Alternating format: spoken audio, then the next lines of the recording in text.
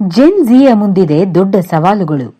Zen Zee, ನಿಮ್ಮ ಭವಿಷ್ಯವನ್ನ ಉಳಿಸ್ಕೊಳ್ಳೋದು ಹೇಗೆ?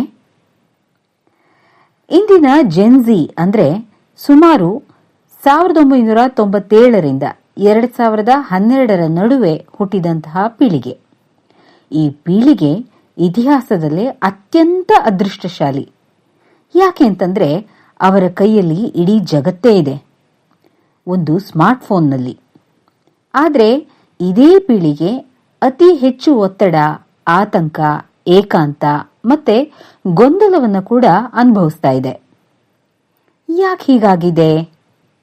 ಇದು ಕೇವಲ ಮೊಬೈಲ್ ಸಮಸ್ಯೆನಾ ಅಥವಾ ನಿಜಕ್ಕೂ ಸಮಾಜ ಬದಲಾಗಿದೆಯಾ? ಈ ವಿಚಾರದ ಬಗ್ಗೆ ಇವತ್ತಿನ ವಿಡಿಯೋದಲ್ಲಿ ಜೆನ್ ಝಿ ಎದುರಿಸ್ತಾ ಇರುವಂತಹ 10 ದೊಡ್ಡ ಸವಾಲುಗಳು ಮತ್ತೆ ಅದಕ್ಕೆ ಪರಿಹಾರಗಳು ಏನಾಗಿರಬಹುದು ಅನ್ನೋದನ್ನ ನೋಡೋಣ. Instagram, YouTube, shorts, reels. ಹೌದು, ಸರಾಸರಿ ಯುವಕರು ಪ್ರತಿದಿನ ಹಲವಾರು ಗಂಟೆಗಳನ್ನ ಮೊಬೈಲ್ನಲ್ಲೇ ಕಳೀತಾ ಇದ್ದಾರೆ. ಒಂದು ವಿಡಿಯೋ, ಅದಾದ್ಮೇಲೆ ಮತ್ತೊಂದು ವಿಡಿಯೋ, ಹಾಗೆ ಇನ್ನೊಂದು ವಿಡಿಯೋ. ಸಮಯ ಹೇಗೆ ಕೈ ಜಾರಿ ಹೋಗುತ್ತೆ ಅನ್ನೋದೇ ಗೊತ್ತಾಗೋದಿಲ್ಲ. ಸೋಷಿಯಲ್ ಮೀಡಿಯಾ ಉಪಯುಕ್ತ ಹೌದು, ಆದರೆ ಅದು ನಮ್ಮ ಸಮಯವನ್ನ ಕಂಟ್ರೋಲ್ ಮಾಡೋದಕ್ಕೆ ಪ್ರಾರಂಭ ಮಾಡಿದ್ರೆ ನಮ್ಮ ಜೀವನವನ್ನ ಕೂಡ ಅದು ನಿಯಂತ್ರಣ ಮಾಡುತ್ತೆ. ಸೊ ಇದರಿಂದ ನಾವು ಕಲಿಬೇಕಾಗಿರುವಂತಹ ಪಾಠ ಏನು ಅಂತಂದ್ರೆ, ಪ್ರತಿದಿನ ಕನಿಷ್ಠ 1 ಗಂಟೆಗಳ ಕಾಲ ಮೊಬೈಲ್ ಇಲ್ಲದೆ ಇರೋದಕ್ಕೆ ಪ್ರಯತ್ನ ಮಾಡಬಹುದು. ನೋಡಿ, ಇನ್ಸ್ಟಾಗ್ರಾಮ್ನಲ್ಲಿ ಎಲ್ಲರೂ ಸಂತೋಷವಾಗಿರೋ ಹಾಗೆ ಕಾಣ್ತಾರೆ, ಆದರೆ ಅದು ನಿಜ ಅಲ್ಲ. ಎಲ್ರಿಗೂ ದುಬಾರಿ ಕಾರು, ವಿದೇಶಿ ಪ್ರವಾಸ, ದೊಡ್ಡ ದೊಡ್ಡ ಸಂಬಳ ಇದೆಲ್ಲ ತೋರಿಸಬಹುದು. ಆದರೆ ಯಾರು ಕೂಡ ತಮ್ಮ ಕಷ್ಟಗಳನ್ನ ಇನ್ಸ್ಟಾಗ್ರಾಮ್ನಲ್ಲಿ ಪೋಸ್ಟ್ ಮಾಡೋದಿಲ್ಲ. ನೀವು ನಿಮ್ಮ ಚಾಪ್ಟರ್ 2 ಇನ್ನೊಬ್ಬರ ಚಾಪ್ಟರ್ 20 ಜೊತೆಗೆ ಹೋಲಿಕೆ ಮಾಡ್ತಾ ಇದ್ದೀರಾ. ಅದೇ ದೊಡ್ಡ ತಪ್ಪು. ಇವತ್ತು ಅನೇಕಾನೇಕ ಯುವಕರು ಒತ್ತಡ, ಆತಂಕ ಮತ್ತೆ ಆತ್ಮವಿಶ್ವಾಸದ ಕೊರತೆಯನ್ನ ಅನುಭವಿಸ್ತಾ ಇದ್ದಾರೆ.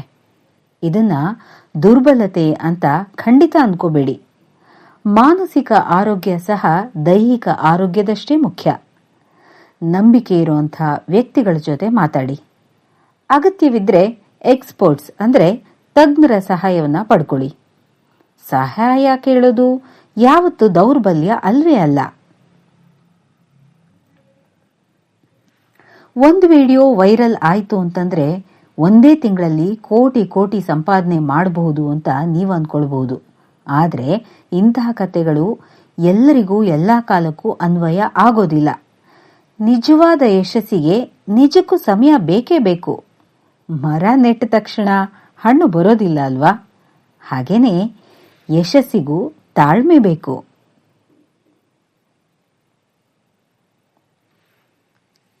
ಜೆನ್ಜಿಗಳೇ, ಇವತ್ತು ಕೇವಲ ಪದವಿ ಅನ್ನೋದು ಸಾಕಾಗೋದಿಲ್ಲ.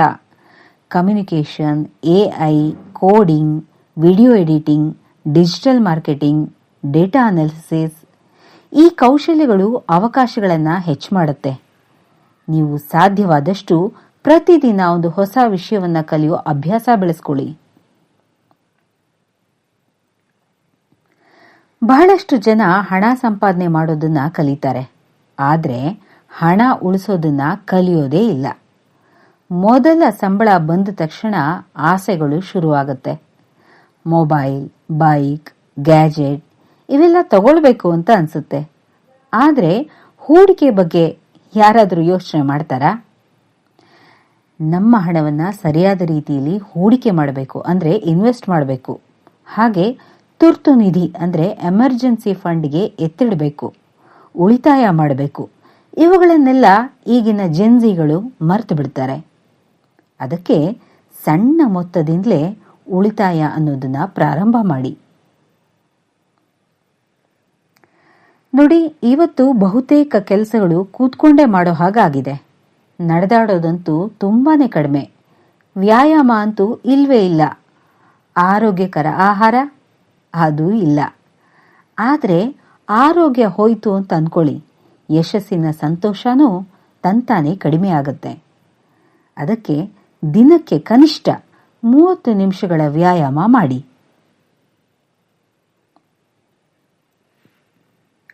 ನಿಮಗೆ ನೂರಾರು ಜನ ಆನ್ಲೈನ್ ಫ್ರೆಂಡ್ಸ್ ಇರಬಹುದು, ಆದರೆ ನಿಜವಾದ ಸ್ನೇಹಿತರು ಕೆಲವೇ ಜನ ಇರ್ತಾರೆ. ಕುಟುಂಬದ ಜೊತೆ ಸಮಯ ಕಳೀರಿ, ಮುಖಾಮುಖಿ ಮಾತಾಡಿ. ಸಂಬಂಧಗಳು ಜೀವನದ ದೊಡ್ಡ ಸಂಪತ್ತು ಅನ್ನೋದನ್ನ ಅರ್ಥ ಮಾಡ್ಕೊಳ್ಳಿ. ನೀವು ಎಲ್ಲಿ ಹೋಗಬೇಕು, ಏನ್ ಮಾಡಬೇಕು ಅನ್ನೋದು ಗೊತ್ತಿಲ್ಲದೆ ಹೋದ್ರೆ ಯಾವ ದಾರಿನೂ ಸರಿಯಾಗಿರೋ ಹಾಗೆ ಕಾಣಿಸೋದಿಲ್ಲ. ಅದಕ್ಕೆ ನೀವು ನಿಮ್ಮ ಗುರಿಯನ್ನ ಒಂದು ಕಡೆ ಬರೀರಿ. ಅದು 1 ವರ್ಷದ ಗುರಿಯಾಗಿರಬಹುದು, 5 ವರ್ಷದ ಗುರಿಯಾಗಿರಬಹುದು. ಯಾವ ದಾರಿಯಲ್ಲಿ ನಾನು ಹೋದ್ರೆ ಸರಿಯಾಗತ್ತೆ ಅನ್ನೋದನ್ನ ಸ್ಪಷ್ಟವಾಗಿ ತಿಳ್ಕೊಳ್ಳಿ. ಪ್ರತಿದಿನ ಆ ಒಂದು ಗುರಿ ಮುಟ್ಟೋದಕ್ಕೆ ಒಂದು ಸಣ್ಣ ಹೆಜ್ಜೆಯನ್ನ ಹಾಕ್ತಾ ಹೋಗಿ. ಸ್ನೇಹಿತರೆ, ಜೆನ್ ಝಿ ಅನ್ನೋದು ದುರ್ಬಲ ಪೀಳಿಗೆ ಅಲ್ಲ. ಇದು ಇತಿಹಾಸದಲ್ಲೇ ಅತ್ಯಂತ ಬುದ್ಧಿವಂತ ಮತ್ತೆ ಅವಕಾಶಗಳಿಂದ ತುಂಬಿರುವಂತಹ ಪೀಳಿಗೆ. ಆದರೆ ಒಂದೇ ಒಂದು ನಿರ್ಧಾರ ನಿಮ್ಮ ಜೀವನವನ್ನು ಬದಲಾಯಿಸುತ್ತೆ. ನೀವು ಮೊಬೈಲ್ಗೆ ಗುಲಾಮರಾಗ್ತೀರಾ ಅಥವಾ ನಿಮ್ಮ ಕನಸುಗಳಿಗೆ ನಾಯಕರಾಗ್ತೀರಾ? ಅದನ್ನ ನೀವೇ ನಿರ್ಧಾರ ಮಾಡಿ. ಅದಕ್ಕೋಸ್ಕರ ಇವತ್ತಿನಿಂದ 3 ಅಭ್ಯಾಸಗಳನ್ನು ಪ್ರಾರಂಭ ಮಾಡಿ. ಪ್ರತಿದಿನ ಕನಿಷ್ಠ 30 ನಿಮಿಷಗಳ ಕಾಲ ಓದಿ, 30 ನಿಮಿಷಗಳ ಕಾಲ ವ್ಯಾಯಾಮ ಮಾಡಿ. ಪ್ರತಿದಿನ ಒಂದು ಹೊಸ ಕೌಶಲ್ಯವನ್ನ ಕಲಿಯಿರಿ. ಈ 3 ಅಭ್ಯಾಸಗಳು 5 ವರ್ಷಗಳಲ್ಲಿ ನಿಮ್ಮ ಜೀವನವನ್ನ ಸಂಪೂರ್ಣವಾಗಿ ಬದಲಾಯಿಸಬಹುದು.